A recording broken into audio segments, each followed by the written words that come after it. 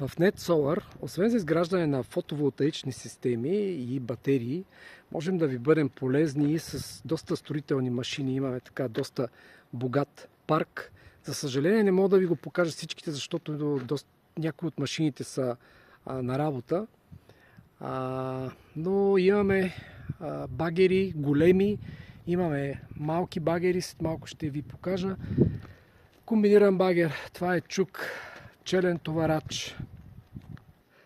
Ето, това е едно интересно микробагерче, което ако имате дворно място, където не е удобно да влезе голям багер и ще направи порази, ето това багерче може да върши почти всичко, като не оставя следи.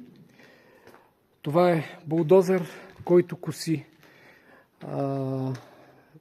Има и прикачна система за пръскане. Тези машини са подходящи, както казах, за дворни места или ако имате дървета, те минават между тях. Разполагаме и с валяк, ако има задачи за оттъпкване, за трамбоване, леене на основи на бетон. Това е още един верижен багер, 22 тонен. Това е една много интересна машинка. Това е каналокопател, портативен. Този каналокопател е подходящ, ако имате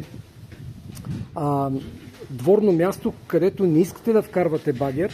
Това е много удобно за изпълнение на задачи, като прокарване на вода, ток и така нататък. Имайте предвид, че този каналокопател дори няма да омачка тревата, защото е на вериги и не е толкова тежък.